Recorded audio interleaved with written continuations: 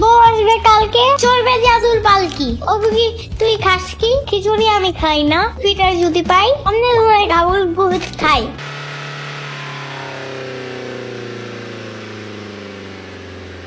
ইয়ামিন বেশ কিছুদিন তার স্কুল ছুটির ফাঁকে দাদা বাড়ি বেড়াতে যায়। তার দাদা গ্রামটা অনেক সুন্দর ছিল। গ্রামের নাম চন্দনপুর। গ্রামের এক প্রান্তে দাঁড়িয়ে ছিল এক বিশাল তেঁতুল গাছ। সেই তেঁতুল গাছের চারপাশে কেউ যেত না, কারণ সবাই বলতো ওই গাছে একটি ডাইনি থাকে। রাতে নাকি সে হাসতে থাকে। রাতে যদি কেউ ওই গাছের পাশ দিয়ে যায়, তখন গাছের ডাল নড়াচড়া করে আর কে যেন হাসতে থাকে। মৃদু ঠান্ডা বাতাস বয়ে যায়, কিন্তু ইয়ামিন একটু ভয় পায় না। ইয়ামিন আরো কৌতূহল নিয়ে সেই গাছের কাছে যেত, আর সে এসব কথা বিশ্বাস করত না। সে ভাবতো, ডাইনি থাকলে থাকো, আমি তো ডাইনিটাকে দেখবই। এই বলে ইয়ামিন সেদিন রাতে সেই তেঁতুল গাছের কাছে যাওয়ার উদ্দেশ্যে রওনা দেয়। রাতটা ছিল চাঁদনি রাত। আকাশে চাঁদ অনেক সুন্দর। চাঁদের আলোয় চারপাশটা পরিষ্কার দেখা যাচ্ছিল। ইয়ামিন হাতে একটা টর্চ লাইট নিয়ে গাছের নিচে চলে যায়, আর গাছের নিচে গিয়ে সে বসে আর বলে, কই, এই গাছের নিচে তো কেউ নেই, শুধু শুধু সবাই মিথ্যে বলে। আমি তো গাছের নিচে বসেছি আর ঠান্ডা বাতাস লাগছে। আমার তো এই পরিবেশটা খুব ভালো লাগছে। এইখানে ডাইনি মাইনি বলতে কিচ্ছু নেই। ঠিক সেই মুহূর্তে ভয়ানক কণ্ঠে একজন বলে ওঠে, কে কে এসেছে আমার গাছের নিচে? এত বড় সাহস তোর, আমার গাছের নিচে তুই বসিস? কে তুই? আরে কে কে তুই? তোর নাম কি? তখন ইয়ামিন বলে, আমার নাম ইয়ামিন, আমি তোমার গাছের নিচে এসেছি। সবাই বলে এই গাছে নাকি তেঁতুল ডাইনি থাকে, তাই আমি দেখতে এসেছি। সত্যি কি কোনো ডাইনি থাকে? আমার জীবনে আমি কখনো ডাইনি দেখিনি, তাই ডাইনি দেখতে এসেছি। তুমি কি ডাইনি? এ কথা শুনেই তখন গাছের ডাল থেকে নেমে এলো একটি মেয়ে। তার চুল এলোমেলো, চুলের জন্য তার চেহারা দেখা যাচ্ছে না। ও, তোমার ভয় লাগে না? তুমি তেঁতুল গাছের নিচে এসেছো। এখানে তো কেউ ভয়ে আসে না। তুমি কেন এসেছো? শুধু আমাকেই দেখতে? হ্যাঁ ডাইনি, কিন্তু আমার এই জায়গাটা খুব ভালো লেগেছে, আর এই গাছে অনেক পাকা পাকা তেঁতুল, তাই আমি এই গাছের নিচে এসেছি। তোমাকে সবাই কেন ভয় পায়? তুমি কি সবার ক্ষতি করেছো? না, আমি কারো কোনো ক্ষতি করিনি। আমি শুধু এই গাছেই থাকি আর এই গ্রামকে পাহারা দেই, কারণ এক সময় আমিও এই গ্রামে ছিলাম, সবার মতন খেলাধুলা করতাম, আর এই গ্রামটা আমার খুব ভালো লাগতো। আমি একদিন এই তেঁতুল গাছে তেঁতুল পাড়তে এসেছিলাম, আর তখন তেঁতুল গাছের ডাল থেকে আমি এখানে পড়ে মারা যাই। কিন্তু এখন সবাই আমাকে ভুলে গেছে আর সবাই আমাকে ভয় পায়। আমি কখনো কাউকে ভয় দেখাইনি, তারপরও সবাই আমাকে অনেক ভয় পাই। ও মা, তুমি তাহলে খারাপ ডাইনি না? আরে না, আমি কোনো ডাইনি না, আমি তেঁতুল গাছের আত্মা। আমি চাই আমার এই শখের তেঁতুল গাছটা কেউ যেন না কাটে, কিন্তু আমি অবাক হচ্ছি তুমি আমাকে একটুও ভয় পাচ্ছ না। আরে বাহ, তোমাকে ভয় পাওয়ার কি হলো? তুমি কি আমার বন্ধু হবে? হ্যাঁ, আমি তোমার বন্ধু হব। তাহলে আমি প্রতিদিন তোমার সাথে দেখা করতে এই তেঁতুল গাছের নিচে আসব। আমি এখন তাহলে যাই, সবাই ঘুমিয়ে আছে। আমাকে ঘরে কেউ দেখতে না পেলে খোঁজাখুঁজি করবে। তুমি ভালো থেকো তেঁতুল গাছের আত্মা, আমার দেখা হবে। বগুড়ার দই হলো এবার দিগায় মোস্তাকিমের চাপা। তারপর থেকে ইয়ামিন প্রতিদিন সন্ধ্যাবেলায় সেই তেঁতুল গাছের নিচে যেত আর ডাইনিটার সাথে অনেক গল্প করত। গ্রামের সব খবর দিত আর তার শহরের বন্ধুদের কথা বলতো। আর ডাইনিটা ইয়ামিনকে শেখাতো প্রাকৃতিক কিছু গোপন রহস্য, যেমন কোন পাতার রস খেলে জ্বর যায়, কোন ফুলের ঘ্রাণে মন ভালো হয়, ইত্যাদি ইত্যাদি। দিন যায় মাস যায়, গ্রামের মানুষ দেখে তেঁতুল গাছের নিচে গেলে এখন আর ভয় লাগে না, বরং শান্তি লাগে। সেই গাছের ডাইনিটা এখন আর কাউকে ভয় দেখায় না। ডাইনিটা মনে মনে এখন বিশ্বাস করে মানুষগুলো তার গাছটা কাটবে না, তাই সেও গ্রামের মানুষদের উৎপাত করা বন্ধ করে দিয়েছে। একদিন সন্ধ্যাবেলা ইয়ামিন কিছু তালের পিঠা নিয়ে সেই তেঁতুল গাছের নিচে যায় আর সে তেঁতুল গাছের নিচে গিয়ে বলে, বন্ধু তুমি কই? এসো দেখো তোমার জন্য আমি কি এনেছি।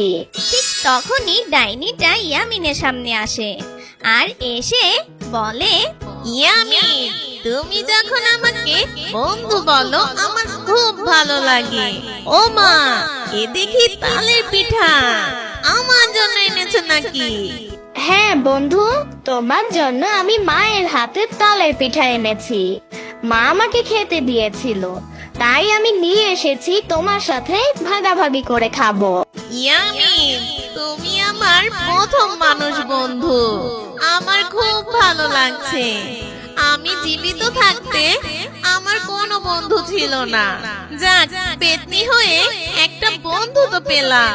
ওরা যখন কথা বলছিল তখন মৃদু বাতাস বইছিল আর বাতাসে ভেসে আসছিল তেঁতুল ফুলের মিষ্টি ঘ্রাণ, যেন প্রকৃতিও বলছিল বন্ধুত্ব যদি সত্যি হয় ডাইনিও তখন মায়ার প্রতিমা হয়ে যায়।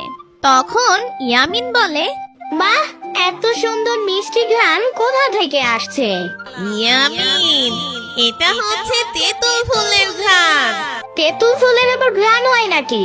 হ্যাঁ, তুমি তো জানো না আমাদের প্রকৃতির কত সুন্দর সুন্দর ঘ্রাণ আছে।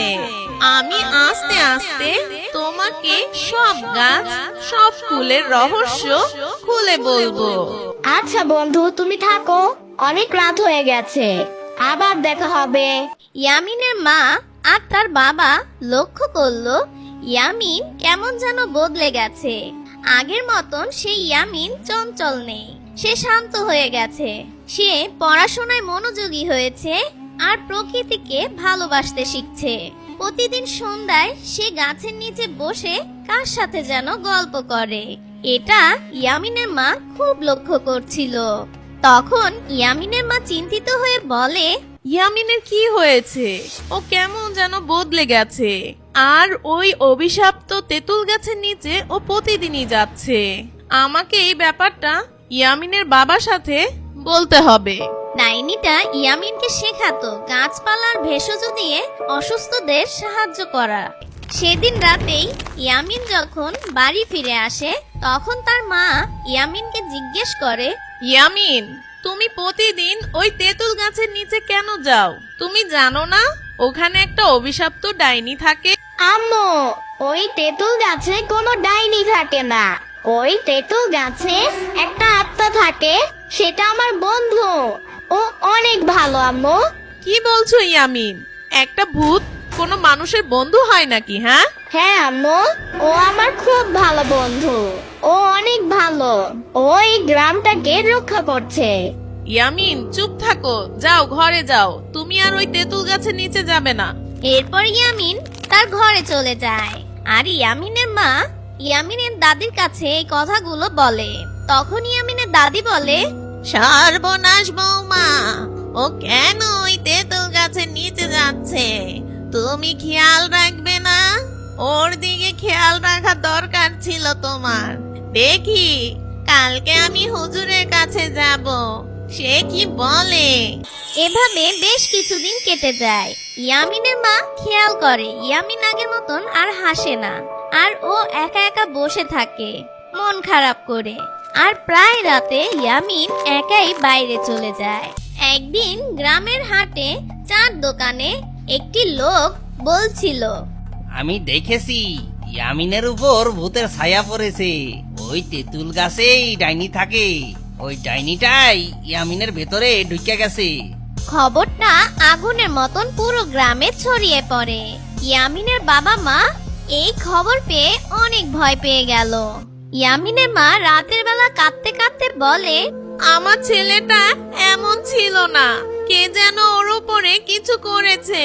তুমি যেভাবেই হোক আমার ছেলেটাকে বাঁচাও।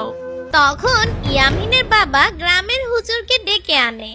হুজুর বাড়িতে এসে ইয়ামিনকে ফু দিয়ে বলে, ইয়ামিন, ওই গাছের নিচে যেও না। ওই জায়গাটা অভিশপ্ত বাবা। রাতের বেলা ওখানে বেশিক্ষণ থাকতে নেই। ওখানে যেও না, আমার কথা তুমি মনে রেখো। এ কথা বলে হুজুর সেখান থেকে চলে যায়। কিন্তু ইয়ামিন শান্তভাবে বলল, না বাবা, মা, কেউ আমাকে কিচ্ছু করেনি। ওই ডাইনিটা খারাপ না, সে আমাদের গ্রামের তেঁতুল গাছ রক্ষা করছে। আমি ওর কাছ থেকে শুধু ভালো জিনিস শিখেছি। ইয়ামিন, ভালো ডাইনি বলতে কিছু নেই রে বাবা। আম্মু, আমি জানি সবাই ওকে ভয় পায়, কিন্তু সে আমার বন্ধু। সে আমাকে বলেছে মানুষরা শুধু শুধু ভয় পায় আর ওকে ডাইনি বলে ডাকে। সে শুধু গাছটা আর গ্রামটাকে বাঁচাতে চায়। মা, আমি কিচ্ছু জানি না ইয়ামিন। তুমি চলো ঘরে ঘুমিয়ে পড়ো, আর ওই গাছের নিচে তুমি যাবে না। রাতে যখন সবাই ঘুমিয়ে পড়ে তখন তেঁতুল গাছের নিচে হালকা একটা আলো জ্বলে আর নিবে। সেই আলোটা জ্বলতে নিভতে দেখে ইয়ামিন সাথে সাথে সেই গাছের নিচে চলে যায়। তখন সেই ডাইনিটা ইয়ামিনকে বলে, ইয়ামিন, মানুষরা এখনো আমাকে অনেক ভয় পায়, কিন্তু তারা একদিন বুঝবে প্রকৃতির বন্ধু কখনো খারাপ হয় না। তখন ইয়ামিন বলে, বন্ধু, আমি তো তোমাকে ভয় পাই না, আমি তোমাকে বিশ্বাস করি। এটাই কি তোমার জন্য যথেষ্ট না? অন্ধকার যতই ঘন হোক না কেন, সত্যিকারের বন্ধুত্ব একদিন আলো হয়ে উঠবে। আর তুমি আমার বন্ধু, সব সময় আমার বন্ধু থাকবে। যখন ইয়ামিন সেই তেঁতুল গাছের নিচে দাঁড়িয়ে কথা বলছিল, সেদিনও ইয়ামিনের মা পিছন থেকে ইয়ামিনকে ডাক দিয়ে বলে, ইয়ামিন, এখানে কেন একা দাঁড়িয়ে আছো? আর কার সাথে কথা বলছো? চলো এখনই ঘরে যাবে। আর তুমি যদি এরকম প্রতিদিনই করো তাহলে আমরা শহরে চলে যাব, এখানে থাকবো না কিন্তু। আম্মু, তুমি আমাকে একটু বিশ্বাস করো, এইভাবে রাগ করো না। কোনো কথা নাই ইয়ামিন, বাড়ি চলো। সেদিন থেকে ইয়ামিনের বাবা মা আর গ্রামের লোকজন অনেক সন্দেহ শুরু করে। ইয়ামিন কোনোভাবেই সুস্থ হয়ে উঠছে না। ওরা ভাবছে সেই ডাইনিটা ইয়ামিনের উপরে ভর করেছে। আর সেদিন থেকেই গ্রামের আকাশ যেন ভারী হয়ে উঠল। এক অজানা অশুভ ছায়া নামলো পুরো চন্দনপুরে। রাতের বেলা বাতাসে হঠাৎই শো শো শব্দ, ধান খেতে হালকা আগুনের রেখা, আর নদীর ধারে কালো কুয়াশার মধ্যে অচেনা ছায়া ঘুরে বেড়াচ্ছে। সেদিন রাতেই লোকজন বলা কওয়া করছিল, ভাই সব দেখেছো, কেমন যেন আকাশটা অন্ধকার হয়ে গেছে। ইয়ামিন ওই তেঁতুল গাছের ডাইনিটাকে আমাদের গ্রামে নিয়ে এসেছে। ওই গাছের ডাইনিটা আমাদের গ্রামের জন্য বিপদ হয়ে এসেছে। এই বলে সবাই ঠিক করলো সকালবেলা সেই তেঁতুল গাছটা কেটে ফেলবে। এ কথা ইয়ামিন দূর থেকে শুনে ফেলে। আর সেদিন রাতে ইয়ামিন তেঁতুল গাছের নিচে গিয়ে কান্না করতে করতে বলে, বন্ধু, আমি কিছুই করতে পারছি না। তারা তোমার এই গাছটা কেটে ফেলবে। আমি কিছু করতে পারছি না। আমি কি করব? ঠিক সেই সময় তেঁতুল গাছে একটা নরম আলো ঝলমল করে উঠল। ডাইনিটা বেরিয়ে এলো। ডাইনিটা মুখ গোমরা করে বলল, ইয়ামিন, এই গ্রামবাসী মনে করছে আমি তাদের গ্রামের জন্য অভিশাপ বয়ে এনেছি, কিন্তু এই অশুভ শক্তি হচ্ছে গাছের নয়। বহু বছর আগে এক লোভী মানুষ এই গ্রামে কালো জাদু করত, আর সেই কালো জাদুর অভিশাপ এই গ্রামে জেগে উঠেছে। এতদিন আমি ওই অভিশাপ থামিয়ে রেখেছি, এই গ্রামটাকে আমি আগলে রেখেছি, সে কিভাবে যেন সেই শক্তিটা মুক্তি পেয়ে গেছে। আমি কোনোভাবে সেই শক্তিটাকে আটকে রাখতে পারছি না ইয়ামি। আচ্ছা বন্ধু, তাহলে তুমি আমাকে শিখাও আমি কিভাবে ওই শক্তিটাকে আটকে রাখতে পারি। আমি তোমাকে সাহায্য করতে চাই। হ্যাঁ ইয়ামি, তুমিই পারবে। তুমি সাহসী ছেলে। আজ রাতে আমরা দুজন একসাথে দাঁড়াবো, ওই অশুভ শক্তির বিরুদ্ধে লড়াই করব। সেদিন রাতে ইয়ামিন আর সেই তেঁতুল গাছের ডাইনি একসাথে তেঁতুল গাছের সামনে দাঁড়িয়ে থাকে। রাতের বেলা আস্তে আস্তে ঝড় শুরু হয়, আকাশে বিদ্যুৎ পৃষ্ঠ হতে থাকে, গ্রামটা অন্ধকারে ছেয়ে যায়। ইয়ামিন সেই তেঁতুল গাছের নিচে দাঁড়িয়ে তেঁতুল পাতা হাতে নিয়ে মন্ত্র পড়তে শুরু করলো। আলো ফিরবে অন্ধকারে, সত্য ফিরবে ভয়ে। তখন সেই ডাইনিটা তার হাতে তেঁতুল পাতা নিয়ে গ্রামটাকে তার জাদু দ্বারা রক্ষা করতে থাকে। ঠিক সেই মুহূর্তেই সেই কালো ছায়াটা তাদের গ্রামের কোনো ক্ষতি করতে না পেরে সেখান থেকে চলে যায়। আর ভোরে সূর্য উঠলো, শান্ত হাওয়া বইতে লাগলো, আর গ্রামের মানুষ সবাই দেখলো সেই ডাইনিটা আসলে তাদের গ্রামের কোনো ক্ষতি চাচ্ছিল না, সে আসলে তাদের গ্রামটা রক্ষা করছিল। তখন সবাই সেই ডাইনিটাকে বিশ্বাস করতে লাগলো। ইয়ামিনের কথাও তারা বিশ্বাস করলো। তখন তেঁতুল গাছের সামনে সবাই এলো, আর ইয়ামিনের দাদা বলল, আমরা ভুল বুঝতে পেরেছি ইয়ামিন, তুমি আর তোমার বন্ধু মিলে আমাদের গ্রামটা রক্ষা করেছো। তোমরা দুজন না থাকলে আমরা অনেক বড় বিপদে পড়তাম। দাদা ভাই, আমি না, আমার বন্ধ করেছে তেঁতুল গাছের ভালো ডাইনি। সেদিনের পর থেকে গ্রামের কেউ আর সেই গাছটাকে ভুতুড়ে গাছ বলে না। ওই গাছটা এখন বন্ধুত্বের গাছ। সবাই এখন সুখ দুঃখের কথা বলতে সেই গাছের নিচে বসে, সবাই ওখানে গল্প গুজব করে। তো বন্ধুরা, আমাদের আজকের গল্প তোমাদের কেমন লাগলো সেটা কমেন্ট করে জানাবে। তো ভালো থেকো বন্ধুরা, ধন্যবাদ।